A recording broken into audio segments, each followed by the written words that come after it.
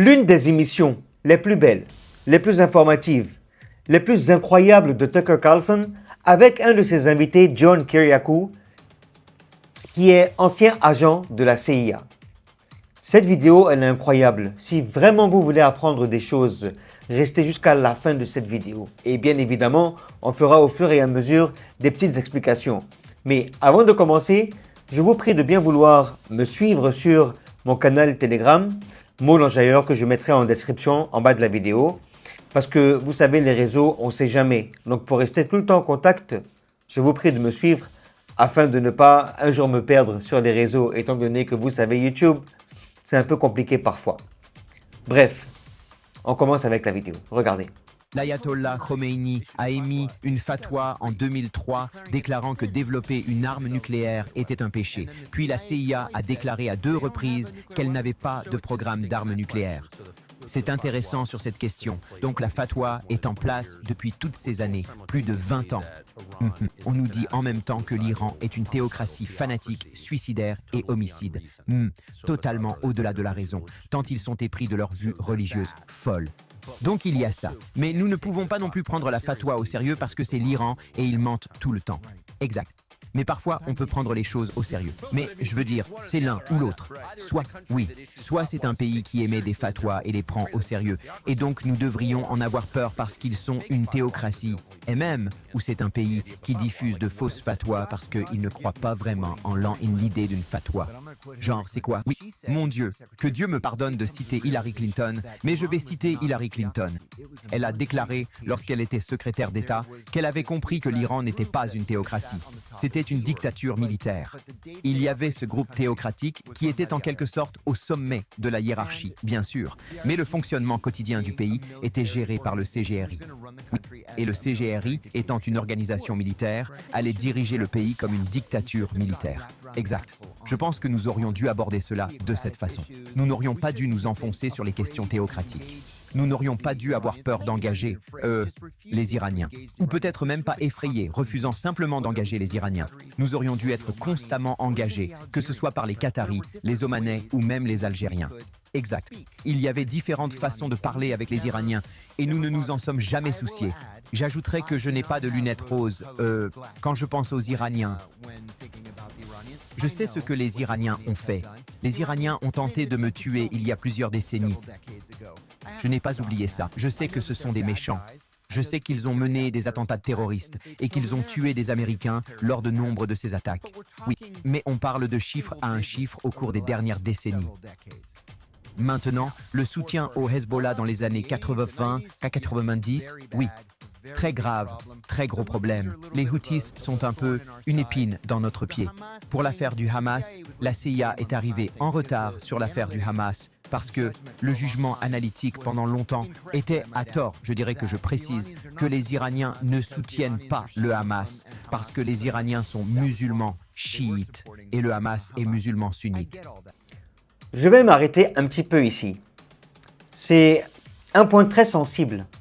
Parce que le Hamas est sunnite et que les Iraniens sont chiites, alors ils ne les soutiennent pas. Mais comment se fait-il qu'ils ne les soutiennent pas, sachant que ce sont grâce à eux que le Hamas a pu se défendre face aux attaques terroristes d'Israël? Ça, c'est un premier point.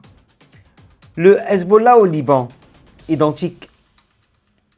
Le Hezbollah s'est mis en danger, a mis son peuple en danger pour défendre ses frères sunnites qui sont actuellement palestiniens. Tandis que tous les pays arabes, sans exception, n'ont rien fait pour défendre les Palestiniens. Et bien au contraire, ils les ont vendus. Ils les ont vendus au plus bas prix, que personne ne pourrait même vendre à ce prix, tellement le prix était bas. Malgré tous les massacres qu'il y a eu, qu'est-ce que les pays arabes ont fait? Rien. Ils les ont regardés. Je parle bien sûr des gouvernements, pas des peuples. Oui, il y a eu beaucoup de manifestations, il y a eu beaucoup de marches, c'est très bien. Mais qu'ont-ils fait leurs politiciens? Zéro. Est-ce que ça a même essayé de sensibiliser les droits de l'homme l'ONU? Rien. Qu'ont-ils fait? Absolument rien. À part parler. Ils n'ont rien fait. Mais là, c'est une grave erreur et ne tombez pas dans ce piège. Parce que le chiite ne fait aucune différence avec le sunnite. Bien au contraire. Et c'est la raison pour laquelle ils leur ont donné des armes pour se défendre contre les oppresseurs. Il faut être clair là-dessus. Ce sont les chiites qui ont combattu, qui ont aidé les frères sunnites et non pas l'inverse. Les frères sunnites n'ont absolument rien fait. On a vu les pays arabes du Golfe. Zéro à la ligne. C'est très dangereux ce que vous faites. Enfin, c'est pour essayer de vous remettre un peu sur les pas. Parce que je trouve que c'est grave de dire qu'ils ne les soutiennent pas parce qu'ils sont sunnites. Sachez une seule chose, qu'entre sunnites et chiites, il n'y a absolument pas de différence. Nous prions le même Dieu, le même prophète. Nous prions sur la même direction, la Kaaba. Nous avons le même Coran, qui est le Coran al-Karim. Donc, s'il vous plaît, on fait tous le Hajj. Arrêtez avec vos manipulations. Je pense qu'il faut que les gens se réveillent. Voilà, je continue. C'était mal. Ils soutenaient, le Hamas. Je comprends tout ça. Mais encore une fois, le Hamas n'a jamais mené d'attaque terroriste anti-américaine. Alors, était-il dans l'intérêt national américain d'attaquer l'Iran pour avoir soutenu le Hamas? Je ne pense pas. Le Hamas est-il désigné comme un groupe terroriste aux États-Unis? Je pense que tout récemment. C'était peut-être Trump 1, peut-être Trump 2 au début. Je ne me souviens pas, mais je pense que oui, récemment, il a été désigné terroriste. Mais le Hamas n'a jamais mené d'attaque terroriste contre des Américains? Non. Nous passons beaucoup de temps à parler du Hamas. Oui, et les frères musulmans qui n'ont jamais non plus mené d'attaque terroriste contre des Américains. Hein? Je ne suis pour aucun des deux. Juste pour que ce soit clair. Non, non, moi non plus. Mais je n'ai pas de sentiment fort pour l'un ou l'autre. Pour info, non. Mais pourquoi parle-t-on autant des deux? Ah, tu sais, c'est mon expérience. J'ai d'abord pris conscience de cette révélation quand j'ai rejoint la CIA. Nous avons toujours ce besoin d'avoir un croque-mitaine, que ce soit, vous savez, le bolchevisme dans les années 1910, que ce fût, vous savez, le socialisme dans les années 20 et au début des années 30, le nazisme, vraiment honnête. Mais ensuite, vous savez, dans les années 70-80, c'est devenu l'islamisme. C'est comme si on devait toujours avoir un ennemi autour de quoi se rassembler. Juste après que les Russes aient envahi l'Ukraine, j'étais l'un des 7 journalistes indépendants qui ont été invités à déjeuner avec l'ambassadeur russe à Washington, et ce qu'ils voulaient, c'était nos idées sur la façon dont les États-Unis et la Russie pourraient continuer à coopérer diplomatiquement, même en temps de guerre. Et j'ai dit... J'étais en fait fier de ce que j'ai dit. Je me suis préparé et j'ai dit « Les États-Unis et la Russie ont des intérêts identiques en matière de lutte contre le terrorisme, de lutte contre la prolifération, oui, contre la drogue, oui. Nous ne devrions jamais cesser de coopérer sur ces 3 questions. » Et j'ai dit « Et tu sais quoi?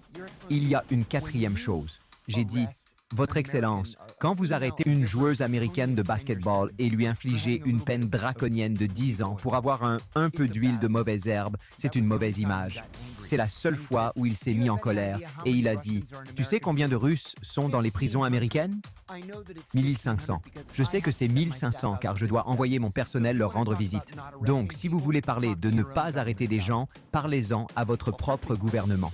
Franchement, je verrais cela comme une opportunité. Oui, c'est encore un point sur lequel nous devrions nous engager avec le gouvernement russe et nous ne le faisons pas. Et peu importe qui est à la Maison-Blanche, que ce soit un démocrate ou un républicain, nous avons juste cette idée que les Russes sont mauvais, mauvais, mauvais et que nous ne devrions pas coopérer avec eux. Je vais te dire autre chose. Mon ex-femme était aussi une officier supérieure de la CIA et aussi récemment que, genre 2017, m'a-t-elle dit, les Russes représentent la menace la plus grave que les États-Unis aient jamais affrontée. Et je suis genre, quels journaux lis-tu? Parce que je connais ces gens et ils veulent travailler avec nous. Ils ne vont pas céder à nous, mais ils veulent être engagés diplomatiquement. Et nous sommes la menace la plus grave de quelle manière? De quelle manière? Je serais bien plus inquiet pour les Chinois, oui, que pour les Russes. Est-ce que vous avez compris un peu le jeu? Lui, agent de la CIA, dit que les Russes n'ont aucun problème de travailler avec les Américains. Et lui, par contre, son épouse dit le contraire. Alors il est même étonné. sachant que les Russes veulent bien travailler avec les Américains. Mais pourquoi est-ce que les Américains ont peur? Vous savez, les républicains ont peur que le peuple se rapproche de ce peuple-là afin qu'ils comprennent qu'il y a une manipulation interne, une manipulation médiatique, une manipulation militaire. Et ce que vous voulez prenez comme manipulation qui existe à l'intérieur de ce gouvernement américain. Et remarquez, pareil pour l'Iran. Méfiez-vous, c'est des terreaux, c'est ceci, c'est cela, ils ne vivent pas, les femmes souffrent, elles sont obligées d'être voilées, on leur ôte la vie, en ceci, en cela. Et pourtant, quand tu vas en Iran, c'est complètement l'opposé. Et d'ailleurs, les plus instruits sont les femmes iraniennes en Iran. Incroyable, Écoutez. Je suis bien plus inquiet pour les Mexicains. Je veux dire, et les Mexicains. Je vais aussi te dire autre chose. Vous savez, j'ai en fait quitté le Parti démocrate il y a des années parce que je pensais qu'il s'était trop déplacé vers la droite. La vérité, c'est que le spectre idéologique n'est pas une ligne droite de gauche à droite. C'est un cercle, et il y a beaucoup de questions sur lesquelles la droite et la gauche peuvent s'entendre et s'accorder. Oui, c'est là où j'en suis. J'en suis au point où le cercle se rejoint. Donc, certains de mes amis, certains de mes anciens amis ne me parlent pas parce qu'ils disent que je suis bien trop conservatrice, que je sois passé au MAGA, et ils ne veulent plus être amis. Et ça va. Je m'en fiche, parce qu'après ils n'étaient pas de vrais amis, de toute façon. Mais le problème, c'est que j'étais d'accord avec la politique de Donald Trump concernant la construction du mur. J'ai perdu beaucoup d'amis à cause de ça et je lui ai dit, tu sais, il faut voir les choses comme ça. Je lis la presse grecque tous les jours. Je suis relativement récemment, double citoyenneté grecque-américaine maintenant, et la Turquie prend environ 1,5 milliard d'euros chaque année pour maintenir l'économie réfugiée dans des camps en Turquie jusqu'à ce qu'ils puissent être transformés et réinstallés dans des pays comme l'Allemagne et la Suède and France, etc. Mais ce que font vraiment les Turcs, c'est qu'ils les mettent sur de petits bateaux et ils les envoient en Grèce au milieu de la nuit, dans le but de faire s'effondrer l'économie grecque. Détruire la Grèce. Exact. Donc ce que les Grecs ont fait, c'est construire un mur. Et tout à coup, personne ne peut franchir la frontière où se trouve le mur. Les Grecs se concentrent alors sur les îles et laissent la garde côtière intercepter ces bateaux qui arrivent presque chaque nuit. Le mur fonctionnait. Oui, notre frontière avec le Mexique est longue. Une grande partie du territoire est simplement désolée. C'est le désert. C'est un désert, mais le mur fonctionne, bien sûr. C'est pour cela qu'Israël en a. Je suis tout à fait d'accord. Revenons donc à l'objectif de la lutte contre le terrorisme. L'attention de tout le gouvernement américain a été portée sur l'extrémisme islamique, sur les ennemis d'Israël depuis plus de 20 ans maintenant. On n'entend rien ou on ne voit pas une mobilisation d'hommes et d'argent. Pour lutter contre les cartels de la drogue, oui, qui sont objectivement responsables de bien plus de morts dans notre pays. Je m'arrête là. Écoutez la réponse. Ça va être une réponse rocambolesque digne d'un film. Parce que on nous fait toujours croire que le Venezuela aurait été attaqué à cause des soi-disant vendeurs de poudre. Vous savez de quoi je parle? Écoutez ce que cet ancien agent de la CIA va nous dire. C'est un truc à dormir debout. Je suis sûr que vous n'allez pas croire, donc s'il vous plaît, restez vraiment jusqu'à la fin. Il y a beaucoup de surprises. Regardez. La CIA possède quelque chose qu'on appelait, autrefois, le Centre de lutte contre les stupéfiants. Aujourd'hui, il s'appelle le Centre du crime et des stupéfiants, et c'est le cimetière où les carrières des gens vont s'éteindre. Oui, la CIA, vraiment, a se soucier d'arrêter le flux de drogue. Ils s'en fichent tout simplement. Tu connais cette merveilleuse série sur Netflix, Narcos? Oui. Donc, dans les saisons 1 et 2, juste au moment où la DEA va entrer et attraper Pablo Escobar ou le Gentleman of California, le chef de station de la CIA arrive et tout foire. C'est dans cette série parce que c'est ce qui arrive dans la vraie vie. À l'époque, la CIA ne se souciait que du communisme et de l'arrêté du communisme, et si les cartels de drogue allaient dire à la CIA où se cachaient les communistes, puis la CIA était parfaitement d'accord avec les cartels de la drogue. Et cette attitude n'a jamais vraiment changé. Pourquoi pensez-vous que c'est le cas? Ça n'a aucun sens. C'est une vieille pensée, Tucker. C'est une vieille pensée où, au lieu de dire « notre mission est de perturber toute menace pour les États-Unis », oui, c'est ce que je pensais que c'était le métier. Leur point de vue est « notre mission est de perturber tout islamiste, communiste, fasciste, quel que soit le défi officiel étranger aux États-Unis, que ce soit gouvernemental ou organisé. » Ou alors c'est un groupe terroriste organisé. Ils ne pensent tout simplement pas au cartel. On dirait donc qu'ils font ce que toutes les organisations font au final, c'est-à-dire se protéger. Oui, tout tourne autour de la construction du royaume. Je dirais, j'ai écrit un article. Je ne me souviens même plus pour qui, lorsque le président Trump a déclaré pour la première fois que les cartels de la drogue seraient reclassés comme groupes terroristes étrangers. Et tout le monde riait, se moquait, et c'était ridicule.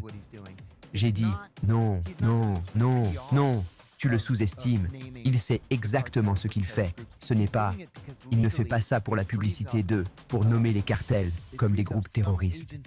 Il le fait parce que légalement ça libère les choses, cela libère certaines agences de la capacité d'agir unilatéralement contre, n'est-ce pas, les cartels, et cela libère beaucoup d'argent pour la CIA, la NSA, le DOD contre les cartels. J'ai dit, c'est important. Ce n'est pas de la décoration. Est-ce que cela a eu un effet? Je pense pas encore. Oui, pas encore. Franchement, l'armée de personnes que nous avons déployée contre le terrorisme après le 11 septembre, c'est ce que nous devons faire contre la drogue. Donc ce qui est important à prendre en considération, c'est que si maintenant Trump décide de nommer en quelque sorte ces dealers de poudre de terreau, ça rapporterait beaucoup d'argent. En fait, non pas parce qu'il se soucie du fait qu'il y en a qui sont accros ou qui achètent pour s'évader ou pour la santé de la population américaine ou pour le bien du peuple américain, absolument pas. Il est prêt à les nommer de terreau parce que ça rapporte de l'argent.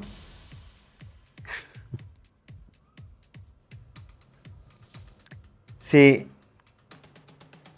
incroyable. Make America Great Again. Yeah, MAGA. What the hell? On continue. Il est difficile de penser que cela puisse arriver aujourd'hui, étant donné que toutes les ressources du gouvernement, certainement toute l'attention au gouvernement, sont concentrées sur cette guerre contre l'Iran. Je pense que c'est le point le plus important. Oui, je suis d'accord. Qu'il n'y a tout simplement pas de bande passante pour quoi que ce soit. Non. Et les exigences d'une guerre, surtout une que vous perdez, ce que nous sommes, selon n'importe quelle mesure réelle, elles sont tellement écrasantes. Oui, genre, tu viens juste... Oh, il n'y a pas le temps de penser à autre chose, n'est-ce pas? Vous savez, pendant la guerre du Golfe de 1991 et en 2003, le département d'État a lancé cette politique appelée, le partage de charges. En réalité, c'était une belle façon de dire « nous voulons que tous nos alliés paient pour cela ». Mais ça a marché. Les Koweïtiens, en 1990, l'année où ils ont été envahis par l'Irak, pour la toute première fois de leur histoire, ils ont gagné plus de leurs investissements que du pétrole. Ils avaient donc ce gouffre sans fond d'argent. Ils ont financé la majeure partie de la libération de leur propre pays. Mais les Européens ont aussi payé, et cela ne nous a donc rien coûté. Nous avons repris la voie du partage de charges en 2003, et beaucoup de choses sont sorties de nos propres poches. Mais nos alliés européens et du Golfe ont aussi payé pour. Cette fois, personne n'a été consulté, et donc tout cela vient de nos propres poches, et je pense que c'est intenable à long terme. Au début, le président a dit, deux choses. Premièrement, que nous avons détruit le programme nucléaire iranien en juin. Mais vous dites qu'il y avait anéanti, qu'il n'y avait pas de programme nucléaire. Il n'y avait pas de programme nucléaire. Il contenait partiellement de l'uranium enrichi, bien sûr, ce qu'ils sont autorisés à faire selon le TNP. C'est soumis à une inspection des Nations Unies. Oui, il ne l'était pas. Mais il n'y avait pas de programme nucléaire en juin. Pas de programme d'armes nucléaires. Donc, programme d'armes nucléaires. Madame, exact.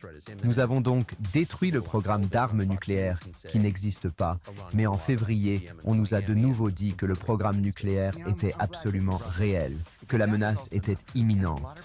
Oui, les gens vont à la télévision, sur Fox News, et disent que l'Iran peut lancer un ICBM sur Miami et anéantir les États-Unis. Vous savez, je suis content que vous ayez soulevé cela aussi, parce que ce n'est pas vrai non plus. Et beaucoup de gens le disent. Les Iraniens ont fait quelque chose récemment c'était intéressant dans le sens ils ont pris 2 de leurs missiles à moyenne portée. Ils les ont dépouillés jusqu'à ce qu'il ne reste plus que le missile et le moteur. Et c'était tout. Il n'y avait rien à l'intérieur. Juste pour voir jusqu'où ils pouvaient se distancer, et ils ont presque atteint Diego Garcia qui est loin. Donc, si vous les dirigez plutôt vers l'Europe, oui, sans rien à l'intérieur de ces missiles, ils pourraient atteindre l'Europe de l'Ouest. Ce n'est pas un système de livraison. Ce n'est que de la fumée et des miroirs. Ils ne peuvent aller jusqu'à ce point s'ils sont complètement vides. Si vous les alourdissez avec des explosifs ou, Dieu nous en préserve, avec, vous savez, du matériel nucléaire, même si c'est juste pour fabriquer une bombe sale, ils ne peuvent pas aller aussi loin. Ils pourraient aller à Chypre. Ils pourraient certainement atteindre Israël et facilement les pays du Golfe arabe. Mais il n'y a aucune menace pour les États-Unis. Donc, la communauté du renseignement américaine, ces 18 agences dont vous avez parlé, quelqu'un dans ces agences a-t-il dit au président « C'est une menace majeure, le programme nucléaire en Iran ?» Les personnes à qui je parle encore à l'agence disent clairement « Non, non ». Donc cette information, ce mensonge, venait d'Israël. Oui, exact. Pourquoi un président croirait-il une agence de renseignement étrangère avant la sienne? Je ne sais pas. C'est vraiment la question à 64 000 $. Vous vous souvenez que lors du premier mandat, quand le président Trump a rencontré Vladimir Poutine, il n'a pas emmené ses agents du renseignement avec lui. Poutine a emmené ses gens du renseignement directement avec parce que le président disait qu'il faisait plus confiance aux gens du renseignement de l'autre camp qu'aux siens. Et je comprends. Je comprends qu'il croit être menacé directement par l'État profond et les John Brennan du monde. Je comprends ça. Mais je suis surpris que ce sentiment, cette croyance, a tenu jusqu'au deuxième mandat, où vous croiriez les informations israéliennes avant de croire celles de votre propre peuple, surtout quand vous savez que les Israéliens ont un intérêt direct à ce que vous fassiez leur boulot sale pour eux. Qu'en est-il du général Dan Kane, président des chefs d'état-major interarmés? C'est donc quelqu'un qui, je pense, le président, enfin, sait qu'il apprécie, parle certainement bien. Il serait informé de tout ça, non? Le président a une vision assez claire de ce que sont les renseignements, n'est-ce pas? Oui, je suis content que tu l'aies évoqué. Je voulais aussi le mentionner. Nous avons quelques amis en commun, et non seulement je n'ai jamais entendu un seul négatif, à propos du général Kane, je n'entends que les choses les plus remarquables. Oui, moi aussi qu'il est le meilleur président des chefs d'état-major interarmés qui le pays pouvait espérer pour l'instant. Mais nous entendons aussi ces fuites dans la presse politique à Washington, selon lesquelles il a argumenté contre cette guerre depuis le tout début. C'était ma propre expérience. Je ne crois pas que ce soit vrai. J'espère avoir raison. D'après mon expérience à la CIA, les chefs d'état-major interarmés étaient les derniers à entrer en guerre. Oui, ce sont eux qui ont toujours soutenu jusqu'à la fin qu'il fallait ne pas attaquer l'Irak en 2003 parce qu'il n'y avait pas de stratégie de sortie.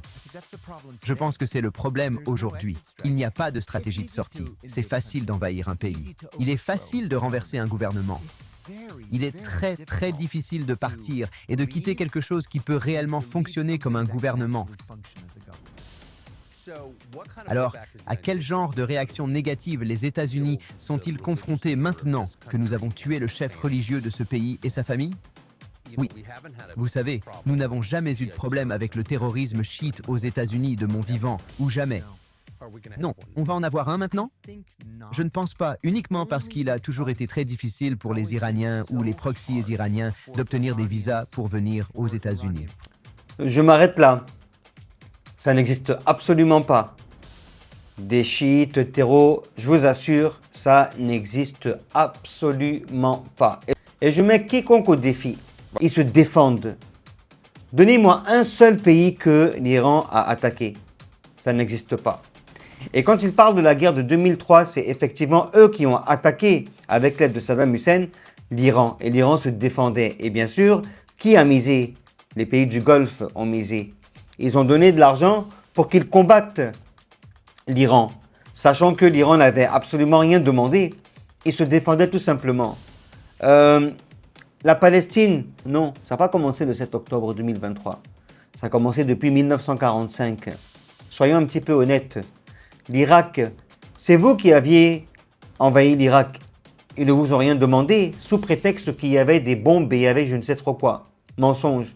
C'est vous qui aviez attaqué la Libye. C'est vous qui avez fait la même chose en Syrie. C'est vous qui avez fait la même chose en Somalie. Il n'y a que vous. Il n'y a que vous qui attaquez les gens. N'est-ce pas?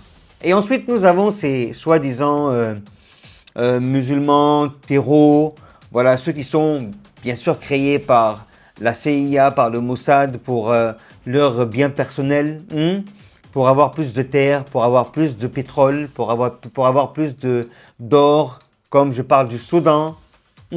Tout ça, c'est très bien à mettre en évidence, s'il vous plaît. Mais pour dire que les chiites sont terreaux, je suis désolé, ça n'existe pas. Montrez-moi un seul pays que les chiites ont attaqué. Ça n'a jamais existé.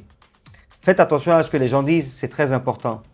Et là, il nous dit que non, ils ne pourront pas avoir de visa pour aller. Si on vous parle du nombre d'Iraniens chiites qu'il y a aujourd'hui aux États-Unis, on n'en finira pas.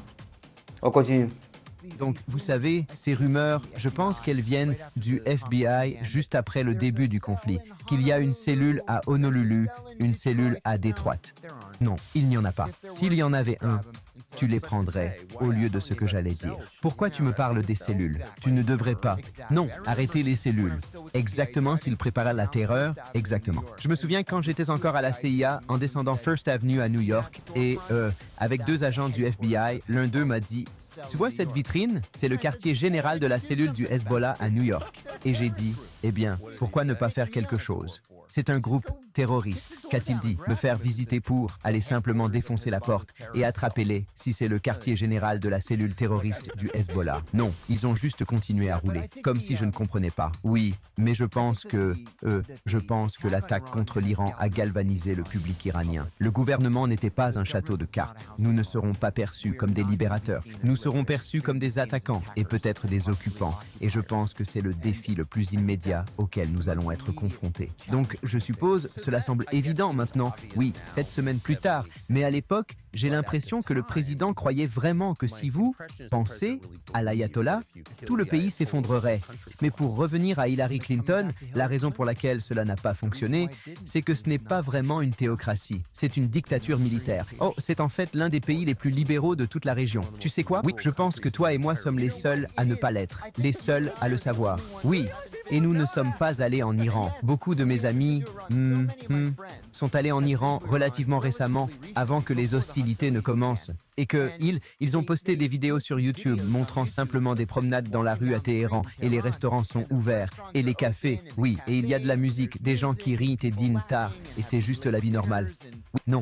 Je me souviens de mon père travaillant en Iran. J'ai aller-retour en Iran et me dire que non, c'est comme Téhéran spécifiquement. Oui, je veux dire, je pense que c'est un pays immense, mais Téhéran, oui, il y a plein de libéraux. Oui, l'une des photos les plus incroyables, je pense que c'est l'une des raisons pour lesquelles Trump était convaincu que le régime allait tomber, n'est-ce pas? Parce qu'il y avait beaucoup, vous savez, de libéraux laïcs de droite à Téhéran. Oui. Mais l'une des photos les plus incroyables que j'ai jamais vues était une photo d'une femme lesbienne très masculine avec un anneau au nez debout à Téhéran, debout à un carrefour, agitant une photo de l'ayatollah après sa mort. Et le fait est que c'est exactement la personne qui s'est opposée à lui tant qu'il était encore en vie. Mais maintenant qu'on l'a tué, tu as tout le... Tu sais, les lesbiennes de Téhéran sont soudainement pour l'ayatollah. Je pense que c'est exactement ça. Nous les avons forcés à se rapprocher. Vraiment. Alors comment? Mais tu vois les choses comme ça?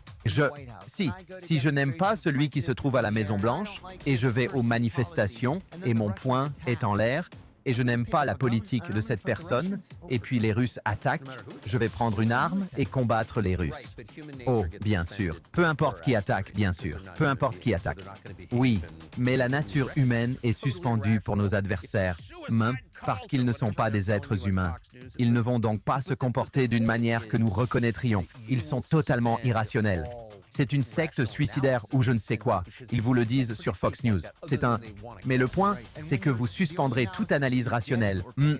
Et parce que vous ne pouvez pas prédire les gens comme ça, autrement que ils veulent tuer. Tu as raison. Et quand tu es là, la seule analyse que vous recevez ou à laquelle vous prêtez attention provient soit de là, les Israéliens ou le MEC, les Moudjahidines et Khalq, ce qui n'est vraiment rien d'autre qu'une secte quasi-communiste, vous savez.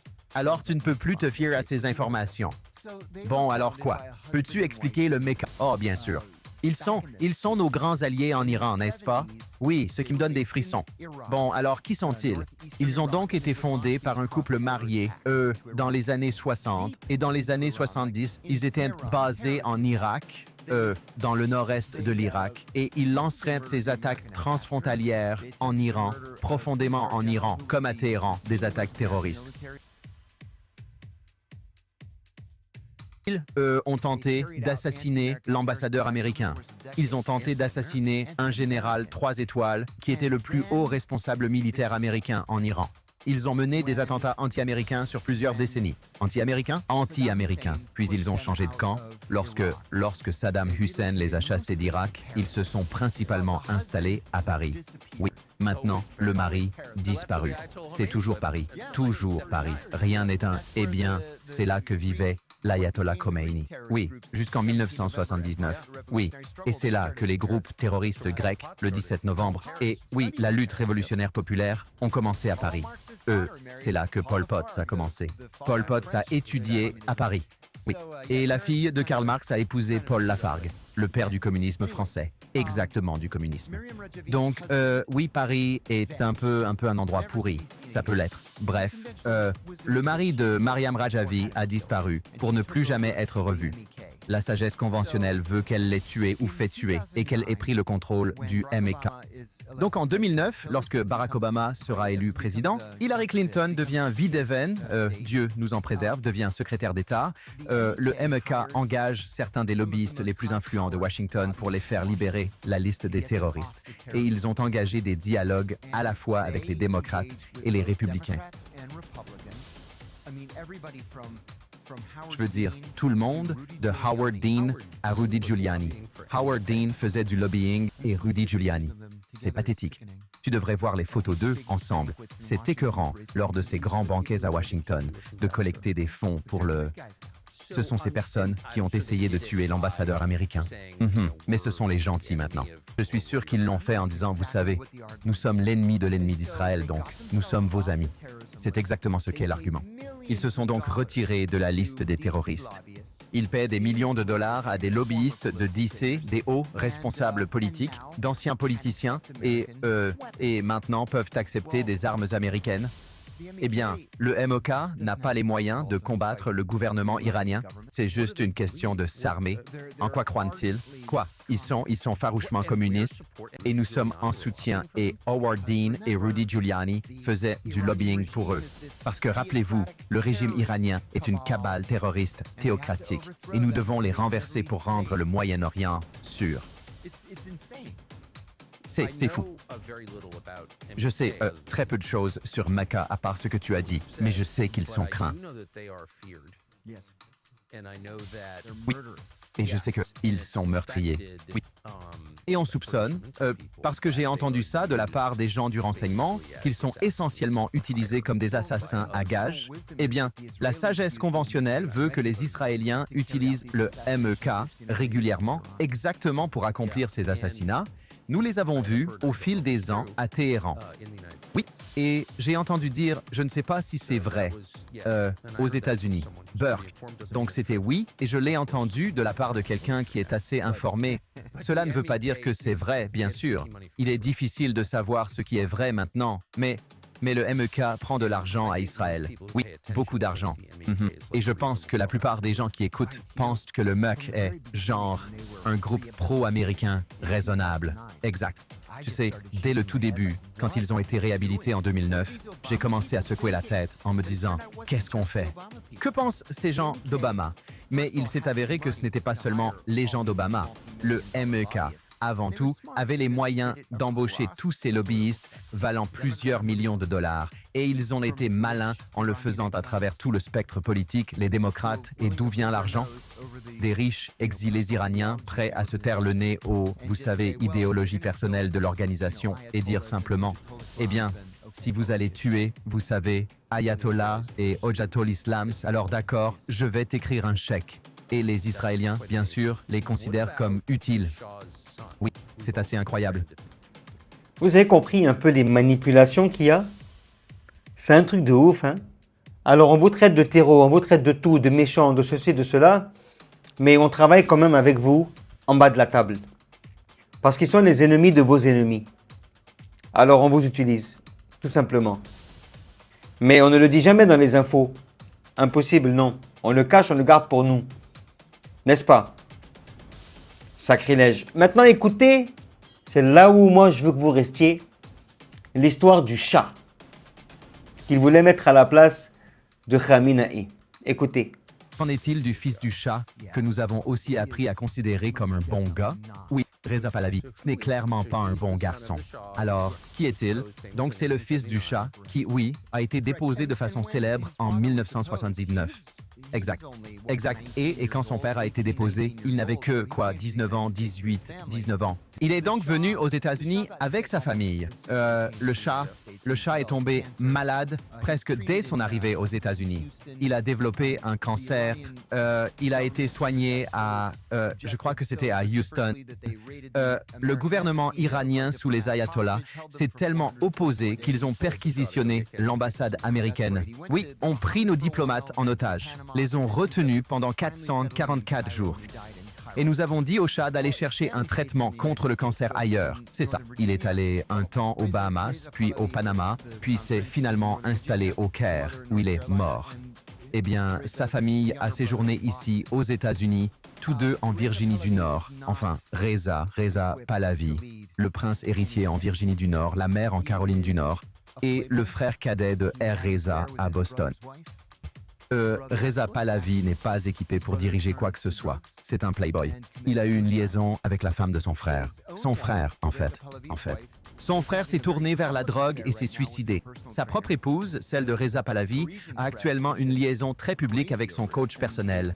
La presse parisienne en est complètement folle et ils ont des photos, ils publient tout le temps des photos d'eux ensemble. C'est humiliant dans n'importe quelle culture, encore moins dans la culture iranienne, qui est censée être très pieuse et très musulmane. En plus de cela, il a dit à plusieurs reprises, récemment dans le podcast Patrick Bet-David, que non, il ne pense pas vouloir retourner en Iran. Il s'est construit une vie ici. Il est très riche. Ses enfants sont américains. Il n'y a vraiment aucune raison de retourner en Iran. D'accord. Alors pourquoi parle-t-on de toi, Ben, au départ? Eh bien, il était partout à Mar-a-Lago et à la Maison-Blanche. Je suis le gars. Puis, eh bien, peut-être que je ne suis pas le gars. J'ai un peu peur. Alors, qu'a-t-il accompli ces 47 dernières années? Rien. On le voit de temps en temps lors d'événements culturels. Tu le vois, 1 ou 2 fois par an. Des chanteurs iraniens viennent à Washington où il y a une pièce en farsi, une performance ou quelque chose comme ça, et il va à ces événements. Mais il n'est tout simplement pas un acteur à Washington. Même dans les milieux d'exilés iraniens, il n'est tout simplement pas un acteur. Parce que les Israéliens l'aiment beaucoup. Rappelez-vous, son père a ouvert des relations diplomatiques avec Israël. Il y avait une ambassade israélienne à Téhéran. Oh oui. Et il y avait une ambassade iranienne à Jérusalem. Et donc, je pense qu'il y a beaucoup de gens qui regrettent ces jours et pensaient que, eh bien, dans un monde parfait, si Reza Pahlavi l'était, serait Reza Shah, alors Israël et l'Iran seraient amis et tout le peuple iranien se rangerait et nous pourrions tous vivre heureux pour toujours. Mais y a-t-il une indication que le peuple iranien, si l'ampleur de son point de vue compte, évidemment non, mais disons simplement que si, qu'il veuille échanger une théocratie contre une monarchie? Pas question. Le seul endroit où il bénéficie d'un soutien solide est dans la communauté iranienne, désormais irano-américaine, dans le sud de la Californie. Oui, à Beverly Hills. Oui, le seul code postal à Los Angeles à choisir Trump. Ah, c'est exact. Oui, en fait, je pense que le maire de Beverly Hills est iranien. Oui, et d'ailleurs, certaines des personnes les plus divertissantes au monde, certaines des plus chaleureuses du monde, oui, ce sont les juifs perses du sud de la Californie. Oui, très intense, extrêmement intense et très réussi, très réussi. Mais je n'ai jamais eu de mauvaise expérience avec eux. Je les ai toujours beaucoup aimés, d'accord. Mais c'est beaucoup de moi. Oui, non, ils sont super. Mais c'est un nouvel exemple d'une communauté d'exilés qui exploite le pouvoir de l'économie et de l'armée américaine à ses propres fins paroissiales. Genre, Sois juste reconnaissant d'être là. Genre, arrête d'essayer de faire tuer mes voisins dans une autre guerre stupide. Mais personne ne peut le dire. Non, non, tu ne peux pas dire ça. Il y a des répercussions politiques. Donc le truc du fils du chat était genre totalement faux dès le début. Totalement fabriqué. Très bien. Alors là, le problème n'est pas une histoire de Perses, d'Iraniens, de Juifs, de musulmans chiites ou sunnites ou chrétiens ou bon, peu importe. Là n'est pas le sujet. L'Iranien déjà à la base qui vit à Beverly Hills ne connaît pas la réalité du terrain en Iran. Ils ont une idée formatée du gouvernement américain de tout ce qui passe à la télé, les médias, les mainstream, ainsi de suite. Et pour eux, ils ne savent pas ce que c'est l'Iran en réalité, vu qu'ils n'y partent même pas. Et ça, j'en suis sûr. Parce que vous deux, en tant qu'Américains, Tucker Carlson, ton père y était, toi aussi t'es parti, ainsi que Monsieur John a aussi été et connaît c'est quoi l'Iran. Je pense que c'est une manipulation, comme on dit en anglais, brainwashed. Ils ont lavé leur cervelle. Donc il est important de prendre en considération. Par la vie qu'ils veulent prendre eux pour mettre en tant que président ou responsable en Iran est un pro-israélien. D'accord? Et ils l'ont bien dit, je cite, les Israéliens l'aiment beaucoup. Les Israéliens l'aiment beaucoup. En fait, ils vont le mettre, ils vont lui dire, écoute, t'es là, plus jamais tu penses à avoir des missiles longue portée, on est tranquille, vous et nous, plus de nucléaire, plus rien, on veut plus rien. En fait, on veut plus que vous fassiez quoi que ce soit. On travaille ensemble, on termine avec tout l'axe de la résistance qu'il y a dans la région. Et moi, je commence à contrôler toute la région. Et puis j'avance et j'arrive enfin à faire mon grand Israël. Shaitania, tu rêves, ça ne risque pas d'arriver. Parce que pour que ça arrive, il faut que tu passes sur nos corps. Et ça, j'espère que tu le gardes en tête. Donc voilà pourquoi Israël veut forcément que ce Pahlavi, le chat ou le fils du chat, prenne le pouvoir pour encore manipuler le monde entier, faire son grand Israël, finir avec les Palestiniens, récupérer toute la Palestine, prendre ceux qui veulent du Liban, ainsi que l'Irak, l'Arabie Saoudite, la Syrie, la Jordanie. C'est ça le but. Tout simplement. Et non pas parce que c'est le meilleur pour l'Iran. Le peuple iranien, comme vous le voyez, il a soutenu le gouvernement actuel. Bref, est-ce que vous avez compris un peu la manipulation qu'il y a avec les gouvernements entre eux, que ce soit arabes, américains, israéliens? Ils s'en foutent en fait de vous, de nous. Tout ce qui les intéresse, c'est le pétrole, c'est les terres, c'est l'or, le diamant. Votre santé, ils en ont rien à foutre. La preuve, on a vu le coraux. Je ne vais pas dire le mot pour ne pas aussi me faire bannir. Ils en ont rien à foutre de notre santé. La preuve, on parle de poudre, mais non pas parce qu'ils s'inquiètent pour la population, mais juste parce que ça leur apporte beaucoup d'argent.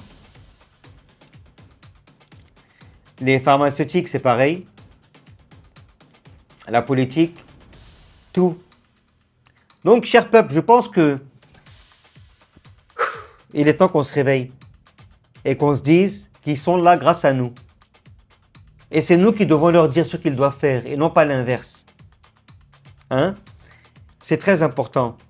Et enfin bref, si vous avez suivi la vidéo jusqu'à maintenant, je vous en remercie énormément car grâce à vous, YouTube va booster la vidéo. Et n'oubliez pas de me joindre sur mon canal Telegram au cas où quelque chose arrive à cette chaîne pour qu'on garde le contact, c'est la famille.